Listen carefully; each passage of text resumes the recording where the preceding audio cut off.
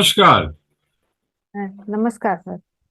हम बातचीत कर रहे हैं कवित्री कुमारी छाया जी के साथ। ये कैंसर से पीड़ित हैं और लगातार रोग को मात दे रही हैं जज्बा के साथ। और इनके 3 संग्रह अभी तक आ चुके हैं। एक प्याली चाय, मेरी उम्मीद की ओर, और जिंदगी अभी बाकी है। तो आप अपने बारे में कुछ बताएं, कैसे इतने खतरनाक रोग से आप जूझ रही हैं, ताकि कुछ हमारे दर्शकों को लाभ मिले और हम आपके संघर्ष को भी जान सकें। जी बिल्कुल। अ, मैं लगभग 2020 से इस रोग से ग्रसित हूँ। और जैसे लिखना है, लिखना तो मुझे बचपन से ही बहुत पसंद था। लेकिन चूंकि भागा दौड़ी स्कूल है, घर है, ये सब में की वजह से मैं ज्यादा लिख नहीं पाती थी। तो कोरोना आया और साथ में बीमार भी पड़ गई। तो वो एक हमको समय मिला थोड़ा सा। हॉस्पिटल में बहुत बहुत दिनों तक एडमिट रहती थी। तो थोड़ा जो लिखती थी पहले, वो लिखने का थोड़ा स्पीड आया। उस स्पीड में मैं लिखने लगी। तो लिखने से क्या होता था कि बीमार जब मैं थी तो मुझे मेरे अंदर एक पॉजिटिव एनर्जी आता था, सकारात्मक ऊर्जा आती।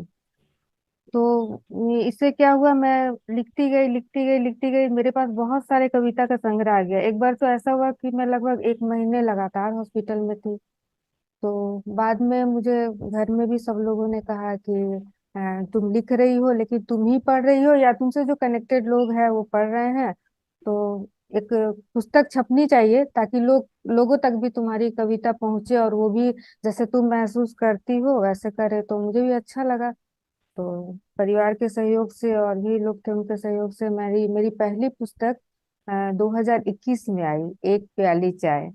मुझे चाय पर लिखना बहुत पसंद है शुरू से।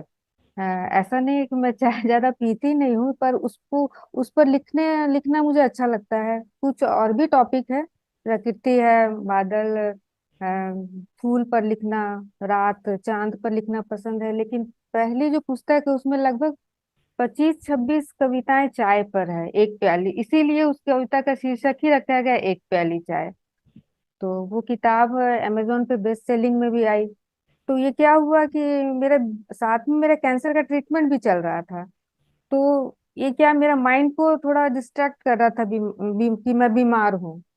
तो मुझे ऐसा लगा कि अगर और भी लोग हैं, जरूरी नहीं कैंसर ही है, और भी लोग कोई रोग से ग्रसित है या जो है, अगर कुछ ऐसा करे जो उनको बीमारी जो हमेशा वो मनोवैज्ञानिक तरीके से वो दिमाग में रहता है कि मैं बीमार हूँ।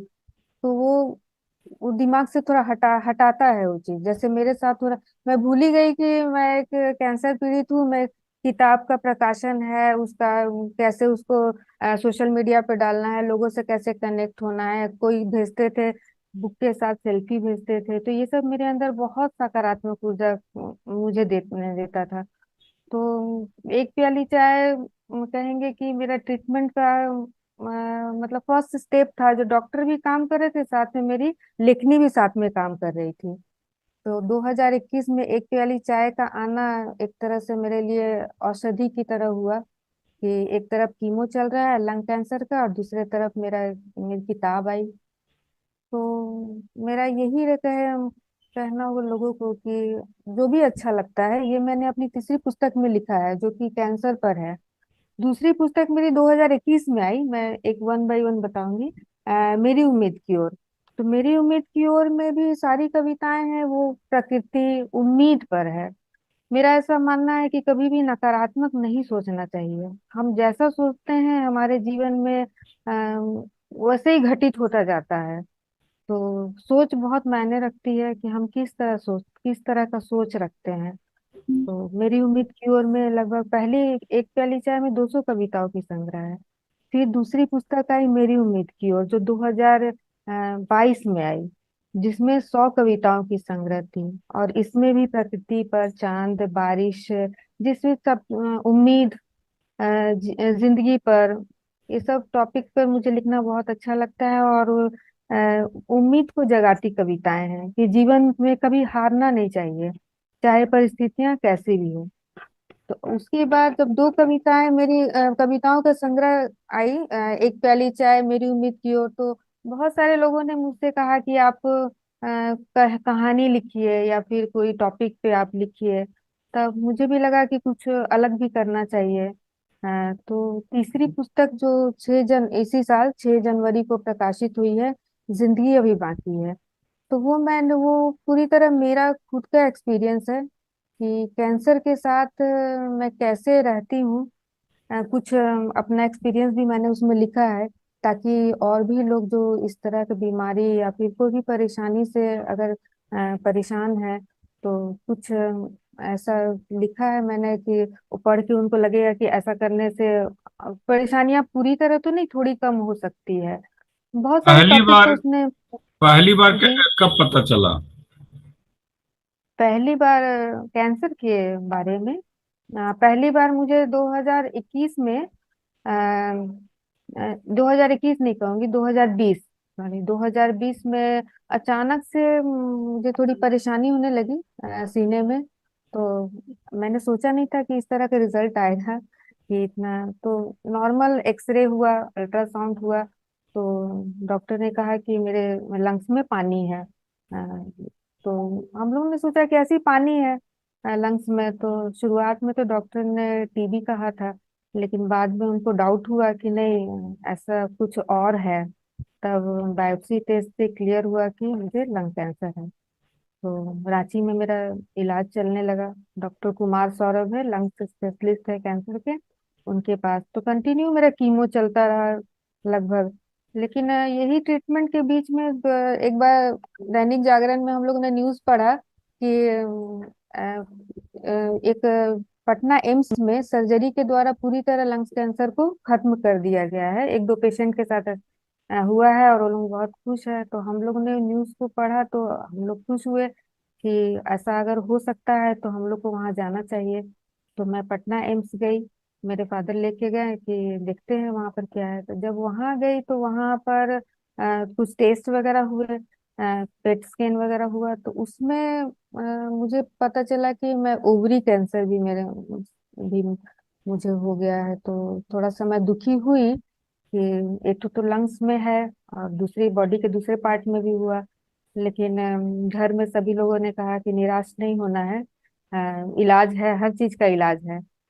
तो वहां से हम लोग आए, और चूंकि पटना में एम्स से हम लोगों ने चुना टाटा मेडिकल सेंटर, जो कैंसर का कोलकाता में है। तो वहां पर मेरा इलाज शुरू हुआ, सारे टेस्ट होते होते बहुत सारे टेस्ट हुए। तो इसी साल 6 जनवरी को ओवरी का सर्जरी हुआ है मेरा। तो अभी 2.5 महीने हुआ है। मैं 2-3 महीना लगातार जाना आना तो मेरा वहाँ जून से ही शुरू था। हॉस्पिटल जाती थी कोलकाता, न्यूटाउन में, वहाँ मेरी सिस्टर रहती है, तो वहाँ रह के उसके बाद जाते आते लास्ट में डॉक्टर ने कहा कि हाँ, अब हम 5 कीमो के बाद हम सर्जरी कर सकते हैं। तो 6 जनवरी को सर्जरी हुआ, 12 घंटे का सर्जरी था।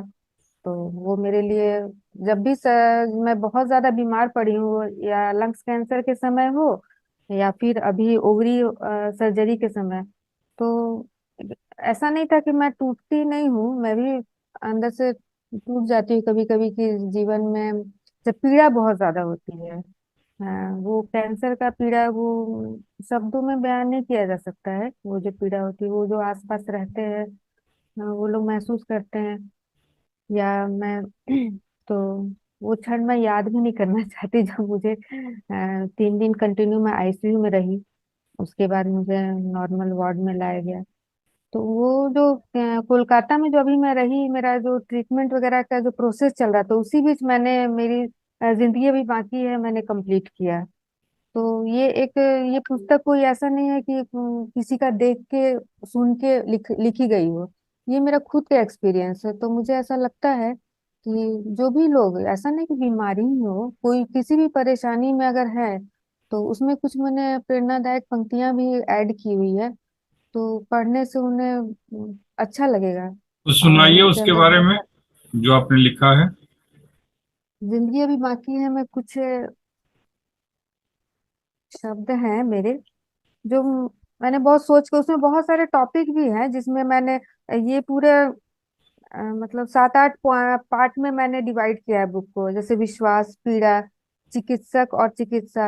मान लीजिए कैंसर है तो उसका क्या हिस्ट्री है, वो भी मैंने थोड़ा मेंशन करने की कोशिश की है, ताकि जो लोग पढ़े वो जाने कि कैंसर है तो उसको हिंदी में कर्कट रोग कहते हैं, या फिर उसका इतिहास क्या है, भारत में वो कब कैसे क्या आया। मेरे अपने मेरे अपने मैंने इसलिए ऐड किया है कि अगर आप किसी परेशानी में होते हैं तो सबसे पहले हम अपने परिवार की तरफ देखते हैं कि अभी मतलब मेरा हाथ वो पकड़ेंगे और मुझे इस परेशानी से बाहर निकालेंगे। तो इसका भी मेरा एक्सपीरियंस है कि कितने लोग मेरे पास आए, दूर गए। तो इस पर भी मैंने लिखा है। इच्छा शक्ति भी मैंने एक खंड है कि इच्छा शक्ति से हम लोग बहुत चीज बहुत भी कठिन परेशानी से हम लोग निकल सकते हैं, अगर आप आपकी इच्छा शक्ति मजबूत है। जैसे जीने की इच्छा ही है। जब मैं पहली बार बीमार पड़ी थी तो उस समय लगता था कि बच्चे उसमें बेटा छोटा था, तो मुझे लगता था कि अभी जीवन में बहुत सारा काम तो शेष बचा हुआ है, अभी बहुत सारी चीज करनी है। तो वो अंदर से होता था कि नहीं, हमको भी बहुत जीना है। ईश्वर पर विश्वास है तो ये बहुत जरूरी है। ईश्वर के द्वारा ही सब काम होता है, करते तो हम हैं लेकिन कहीं ना कहीं एक शक्ति हमारे साथ काम करती है। वित्त, पैसे के बारे में कोई भी परेशानी बीमारी हो, बिना पैसा का तो संभव ही नहीं है।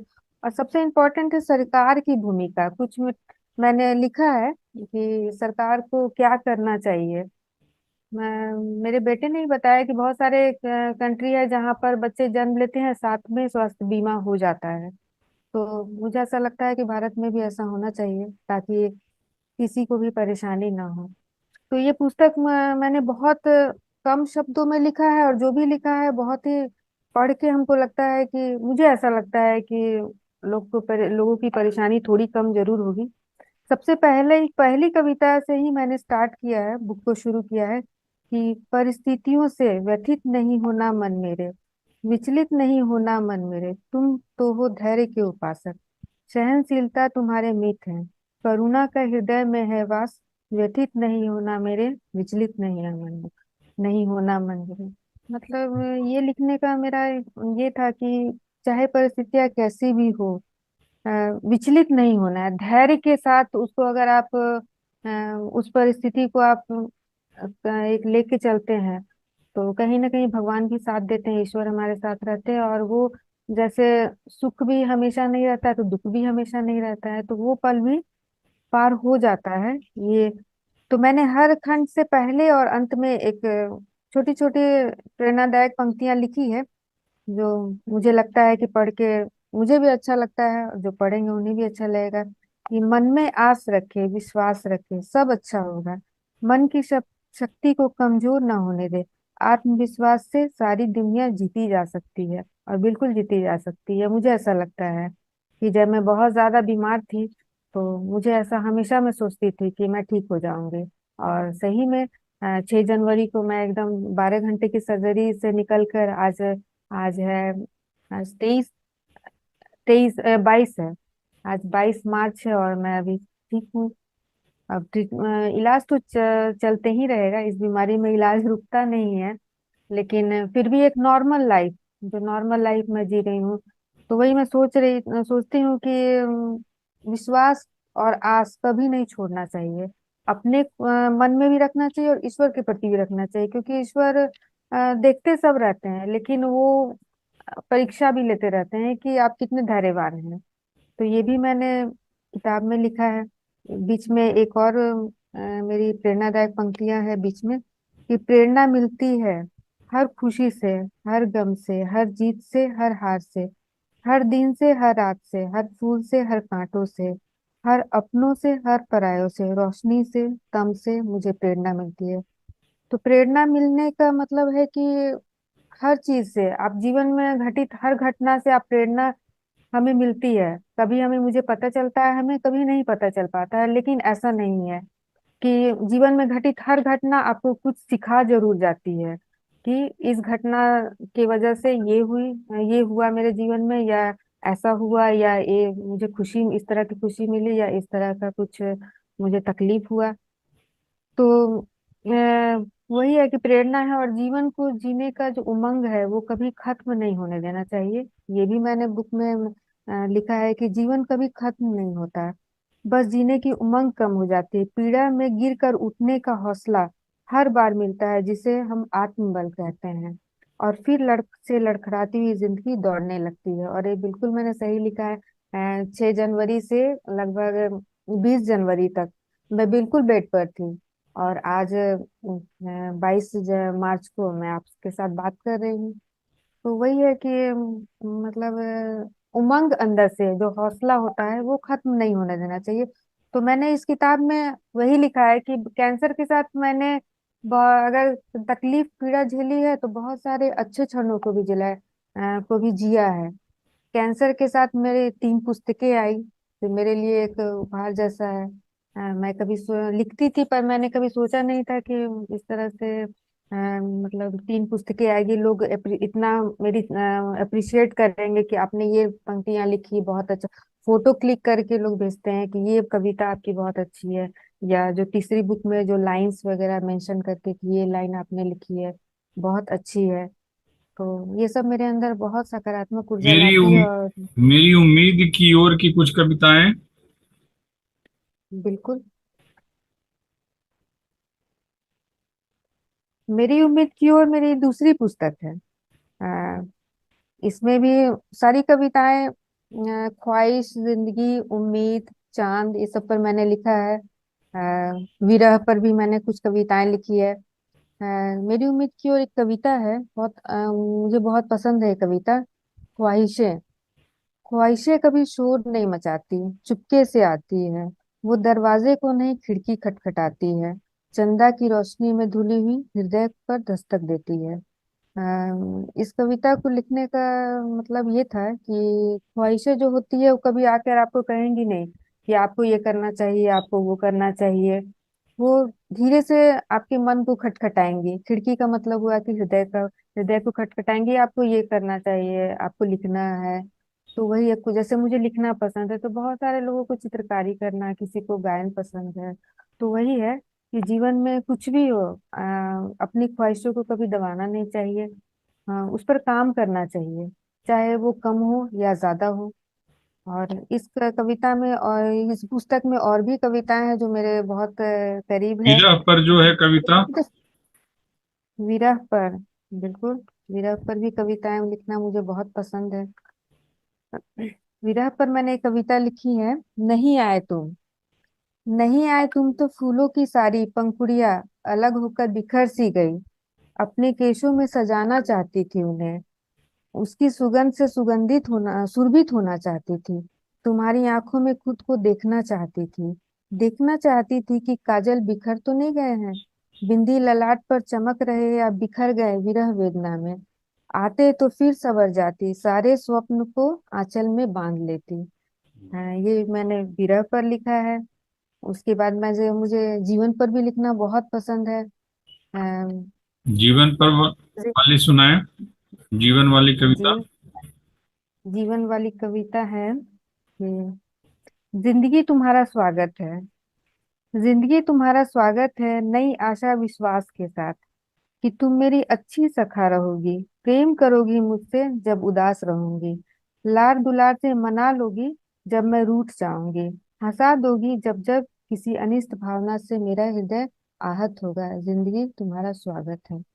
उसी में मैंने दूसरे ही पेज में जिंदगी पर ही कविता है कि मैंने खुशी को चुना है, मैंने खुशी को चुना है हमेशा जिंदगी के लिए, तितलियों के रंगों को चुना है हमेशा हमेशा जिंदगी के लिए, खिले गुलाब सी मुस्कुराहट को चुना है हमेशा हमेशा जिंदगी के लिए। मैंने खुशी को चुना है हमेशा जिंदगी के लिए। बहुत खूब। तो ये जिंदा दिली चांद तक चली गई, तो चांद वाली कविता भी सुना दें। बिल्कुल। मुझे चांद पर लिखना बहुत पसंद है। मुझे तो ये, मैं छत पर जब जाती हूँ तो रात में अगर मुझे चांद दिखता है तो मैं तुरंत वीडियो बनाकर फिर उसमें, मुझे पुराने गाने अच्छे लगते हैं तो मैं उस पर एडिट करती हूँ, रील बनाती हूँ। तो मुझे अच्छा लगता है सब। पुराने चा, गानों में कौन पसंद है? लता जी के गाने मुझे बहुत अच्छे लगते हैं। चांद पर ये गाना है जिसे मैंने एडिट भी किया है, आओ तुम्हें चांद पर ले जाएं। ये मेरा पसंदीदा गाना है, मुझे बहुत अच्छा लगता है चांद।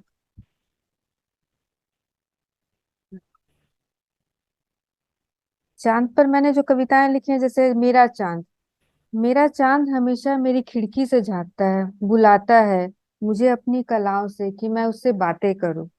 यही तो हम है मेरे रातों का हमसफर, सखा स्नेही सहृदय है। और भी चांद पर मैंने बहुत सी कविताएं लिखी है। सुनाइए। मैं चाहूंगी, बिल्कुल।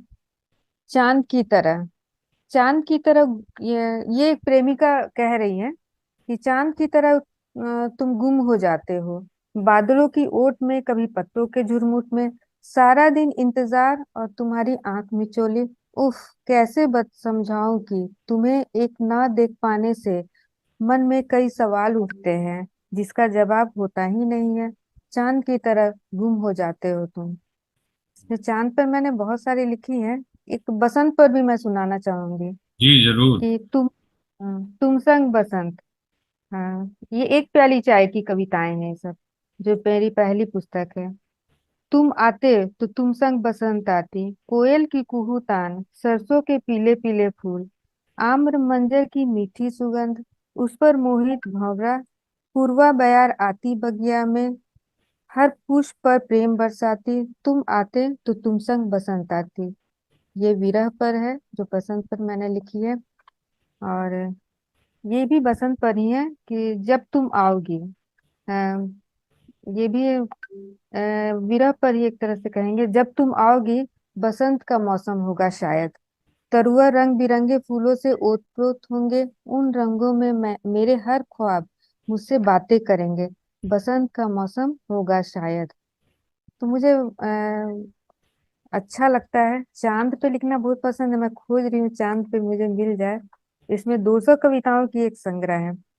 हाँ, ये हम वहां नहीं थे, ये भी कविता मुझे बहुत पसंद है। चांद था, थी उसकी शीतल आभा थी, पर हम वहां नहीं थे। रात्रि स्याह रंग में भी महक रही थी और हम वहां नहीं थे। रात रानी अपनी खुशबू की चादर फैला रही थी, पर हम वहां नहीं थे। एक मैंने बहुत 4 लाइन की ही लिखी है, जो लोगों को बहुत पसंद आई थी। लफ्ज, लफ्ज अगर दवा हो तो हर दर्द से हम महरूम हो। कोई कहे तुम ठीक हो ना, और हम गम कोसों दूर हो। ये इस 4 लाइन को बहुत लोगों ने मुझे भेजा था कि ये 4 लाइन आपकी बहुत अच्छी लगी थी मुझे। तो एक कुछ कुछ एक कविताएं। प्याली चाय जो है, जी। तो उस जी, नाम से भी तो एक कोई कविता होगी ना? बिल्कुल। चाय पर बहुत सारी कविताएं हैं, एक ही नहीं। बहुत, मैं चाहूंगी कि जरूर चाय पर मैं कविता आपको सुनाऊं। सबसे पहली कविता ही है कि प्यारी सी चाय। प्यार भरी मीठी शक्कर, उड़ते हुए लम्हों की पत्ती, पल पल बहते वक्त का पानी, प्यार के एहसासों की धीमी सी चाव, ताव, लो हाजिर है प्यारी सी चाय। इस कविता पर मुझे एक वीडियो भी बनाकर भेजी थी कि ये लाइंस आपकी बहुत अच्छी लगी, तो पिक्चर के साथ बहुत सुंदर सा वीडियो बनाकर भेजा था मुझे। एक और भी है, मुस्कुराना। ये इस कविता को भी लोगों ने बहुत पसंद किया था कि मुस्कुराना, हमारा मुस्कुराना जरूरी है। हर कदम पर खुद को आजमाना बहुत जरूरी है। हर वो चीज जो सुकून को खत्म करे, उसे चाय में घोलकर पी जाना बहुत जरूरी है। तो चाय एक ऐसा टॉपिक है, या चाय ऐसी चीज है जो संबंधों को जोड़ती है। ज्यादातर हम लोग जनरली बात करते एक दूसरे से तो चाय पर ही मिलने की बात होती है कि आइए चाय पीते हैं, साथ में बात करते हैं। तो चाय है, एक सुकून भी देती है और मिठास भी देती है, संबंधों को जोड़ने का काम करती है। तो इसीलिए चाय पर लिखना मुझे बहुत अच्छा लगता है। और चाय पर ही एक कवि 4 लाइन है कि काश, काश कलम को चाय में डुबोकर लिखने का रिवाज होता, तो होता यूं कि हम शब्दों को पढ़ते और सुकून को महसूस करते। एक ब्रजेश वर्मा जी लेखक है, जिन्होंने लगभग तीनों पुस्तक की समीक्षा की। जब पहली पुस्तक की समीक्षा की थी, तो ये चीज मुझे भी नहीं पता था। उन्होंने लिखा था कि मेरे बारे में कि मैं बहुत कम शब्दों में अपनी बात को बोलती हूँ। तो तब मुझे पता चला कि हाँ, उन्होंने सही बात कही है कि मेरी कविताएं थोड़ी छोटी छोटी होती है और कम शब्दों की होती है, लेकिन हाँ उसमें उसका भाव बहुत मीनिंगफुल रहता है, तो लोगों को इसलिए पसंद आ रही आई बहुत। तो और भी कविता है, जैसे एक है बिखर जाती हूँ। हाँ, ये थोड़ी सी मैंने खुद पर ही लिखी थी कि जब मैं बहुत परेशान होती हूँ तो लगता है कि सब कुछ खत्म हो गया, लेकिन फिर उसको अपने आप को समेटने की कोशिश करती हूँ कि बिखर जाती हूँ मैं शाख से बिलगे पुष्प की तरह, टूट जाती हूँ मैं हर जगह से न चाहते हुए भी, हंस देती हूँ मैं बिना बात, रो देती हूँ मैं कुछ सोच, दर्द सीने में होता है हल्का सा न चाहते हुए भी, मन में उमस सी होती है कोई कसक सी होती है, चाहती हूँ लंबी सांस लेना न चाहते हुए भी। तो ये जब मैं अ, बीमारी से ही ज्यादातर मैं बहुत परेशान हो जाती हूँ कभी कभी, शारीरिक पीड़ा से, तो उसी वक्त मैंने लिखी थी। ये कविता इसलिए भी मुझे पसंद है क्योंकि ये मैंने जब एक महीना लगातार मुझे हॉस्पिटल में रहना पड़ा था, कोरोना काल उस समय चल रहा था, तो उस वक्त मैं बहुत लगता था असहाय महसूस करती थी कि आगे क्या होगा। तो ये मैंने हॉस्पिटल में बेड पर रहते हुए मैं एक कविता लिखी। इस पुस्तक में लगभग 10-15 कविताएं ऐसी है जो मैंने अस्पताल में लिखी थी। जैसे ये भी हॉस्पिटल में लिखी हुई पंक्तियां हैं। लहरों से सीखा, अ, समंदर की लहरों से सीखा जीवन का उतार चढ़ाव, परेशानियों का तूफान आता है फिर वो शांत भी हो जाता है, बस धैर्य को साथ रखना है, चित्त को संयमित रखना है। तो ये जब मैं लिखती थी ना, तो ये लिखने से मेरे अंदर में एक ऊर्जा मिलती थी मुझे कि हाँ अभी मैं बीमार हूँ, लेकिन मैं ट्रीटमेंट में हूँ, इलाज चल रहा है, एक दिन सब ठीक हो जाएगा।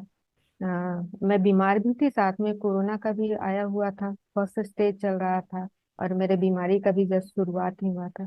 तो ये दोनों कविता मैंने अस्पताल में लिखी थी, जब मैं मेरे लंग्स में एक पाइप भी लगा हुआ था, और उस समय तक पता नहीं चल पाया था कि कैंसर है। डॉक्टर उस समय तक नहीं पता कर पाए थे, बाद में बायोप्सी टेस्ट से मुझे पता चला कि कैंसर है, तब मेरा प्रॉपर इलाज शुरू हुआ, तब इम्प्रूवमेंट हुआ धीरे धीरे धीरे धीरे। हाँ, उसी में एक कविता ये भी है, ये भी मैंने अस्पताल में लिखी थी कि उम्मीद की एक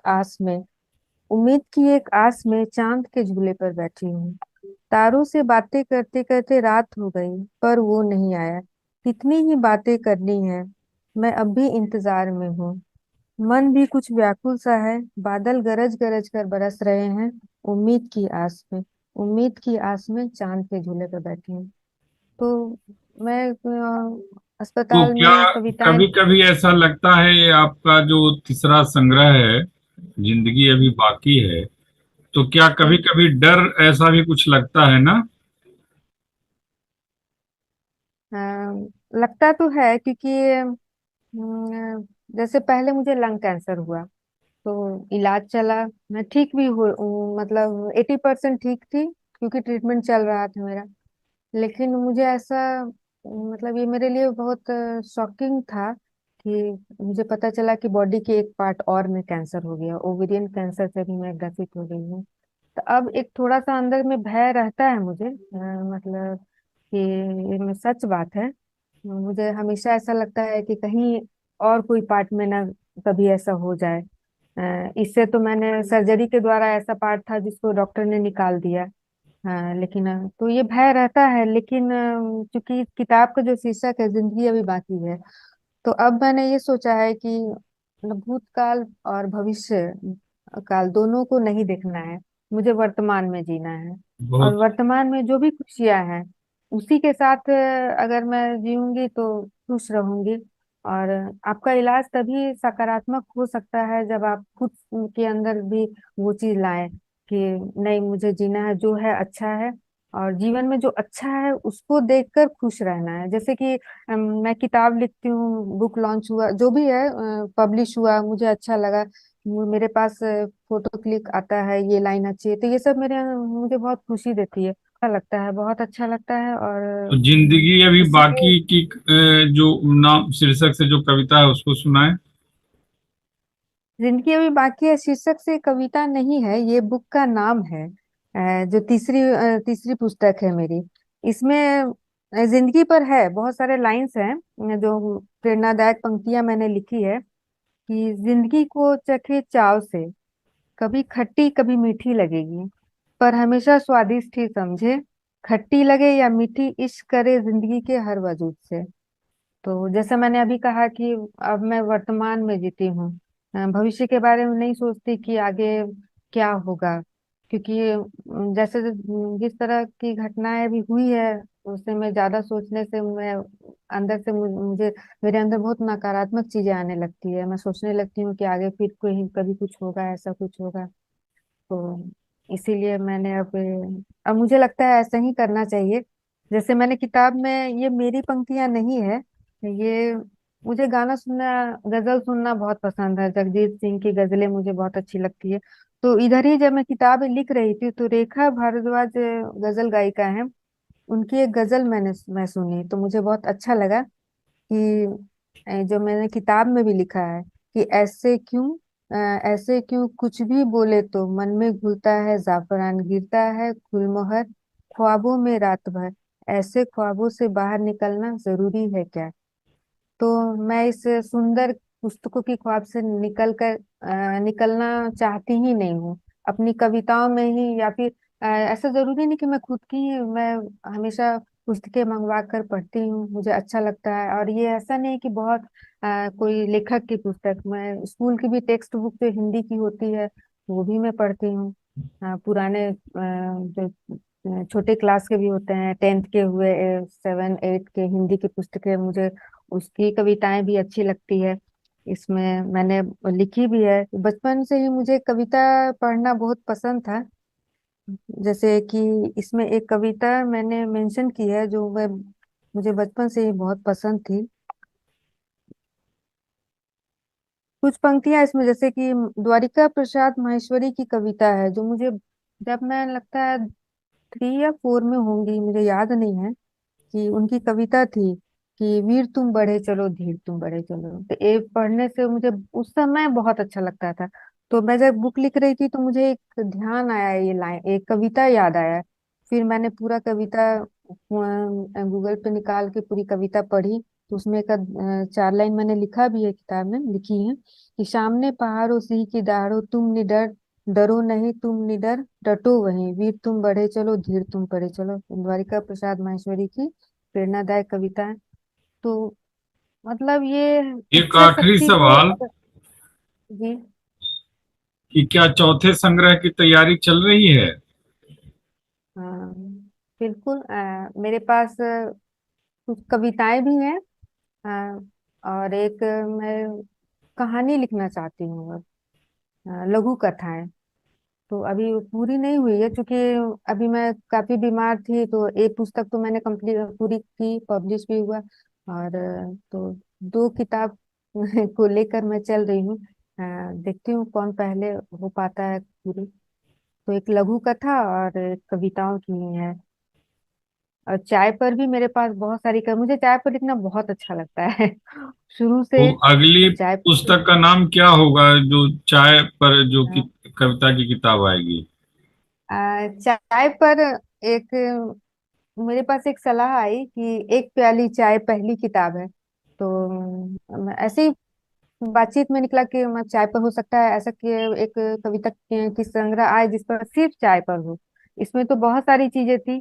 तो सामने से तुरंत शीर्षक मेरे पास अपने आप आ गया कि आप नेक्स्ट जो अगली किताब आएगी ना चाय पर, उसको लिखिएगा और एक प्याली चाय तो मुझे अच्छा लगा। तो हो सकता है कि एक प्याली चाय, अगर दूसरी सिर्फ चाय पर आएगी तो मैं और एक प्याली चाय दर्शकों को पीने को मिलेंगी कविता के रूप में। हम्म, मुझे उसकी भी तैयारी है, मैं लिख रही हूँ। अभी बीच में थोड़ा सा तबीयत की वजह से थोड़ा ब्रेक हो गया था, लेकिन अभी फिर मैं ठीक हूँ। तो फिर से तो लिखना शुरू आपको की। शब्दों का भी सहारा मिल रहा है, साहित्य का भी सहारा मिल रहा है, रिश्ते संबंधियों का भी सहारा मिल रहा है। जी, बिल्कुल बिल्कुल। कभी भी आप कोई परेशानी में होते हैं तो सबसे पहले आपके आसपास जो लोग हैं उनका बहुत बड़ा योगदान होता है, आपके परिवार के लोग जो भी हैं। तो वो सभी मुझे काफी हमेशा सपोर्ट करते हैं, मोटिवेट करते हैं कि अ, मतलब मैं ठीक हूँ, और मेरे लेखन को भी बहुत सपोर्ट करते हैं। मेरे परिवार के लोग, ताकि मैं खुश रहूं। और मैं एक तरह से लिखना मेरे लिए मेरा इलाज ही कर रहा है। कैंसर में बहुत बड़ा योगदान है मेरे लेखनी का, कैंसर के इलाज में। डॉक्टर्स तो अपना कर रहे हैं काम, लेकिन ये जो मैं लिखती हूँ तो मेरा दिमाग को हटा के रखता है बीमारी से। अ, अभी बुक लिखी हूँ तो अब इसको ये कर पब्लिश होना है, तो आज ये सोशल मीडिया पर उसको अपडेट करते रहना है, बुक को लॉन्च करना है। तो ये सब में इतना मेरा मतलब दिमाग व्यस्त हो जाता है कि कैंसर की तरफ से मेरा दिमाग हट जाता है। तो वही जिंदगी अभी बाकी में है, मैंने लिखा है कि जो भी इस तरह की बीमारी से हैं वो कोशिश करे कि बीमारी से दिमाग को हटा, कोई भी परेशानी को अगर बार बार सोचने से क्या है ना, वही दिमाग अटका हुआ रहता है। तो अपने मस्तिष्क को थोड़ा हटाएं, और जो आपको पसंद आता है, गाना सुनना हो, चित्रकारी करना हो, फिल्म देखना हो, घूमना घूमना, हाँ लेकिन डॉक्टर के मतलब सलाह पर, कि उनके इलाज में कोई रुकावट ना आए। आपको जो अच्छा लगता है, पेंटिंग करना हो तो जो भी अच्छा लगता है करे, तो क्या करता है, खुशी देता है अंदर से। और आधा इलाज आपका इसी से हो जाएगा, और आधा तो डॉक्टर करते ही हैं। तो ये सारी बातें मैंने, जिंदगी भी बाकी है में लिखी है। और मुझे ऐसा लगता है कि कोई भी बीमार है, या कि जरूरी नहीं कैंसर ही है, बहुत सारे लोग बहुत तरह से बीमार होते हैं। तो अगर ये सब करेंगे तो पूरी तरह तो नहीं मैं कहूंगी, लेकिन कुछ हद तक उन्हें जरूर जरूर अच्छा लगेगा, तो और आपने उन्हें जीवन से प्रेम होगा। जी, जी। तो आपने लाइफ डिजिटल के लिए समय निकाला, उसके लिए आपका बहुत बहुत आभार। और इस रोग में धन्यवाद। आपकी, इस रोग से लड़ते हुए आपकी जीत होगी, इस रोग में जीत होगी। आप एक योद्धा हैं, योद्धा की तरह शब्दों से प्रेम भी कर रही हैं, शब्दों से सहारा भी ले रही हैं। तो उसके लिए आपका बहुत बहुत धन्यवाद भी, कि आप जरूर जीतेंगी। आप जैसे योद्धा की जरूरत है, जो कम से कम ऐसे रोग को पराजित कर सके। नमस्कार। धन्यवाद।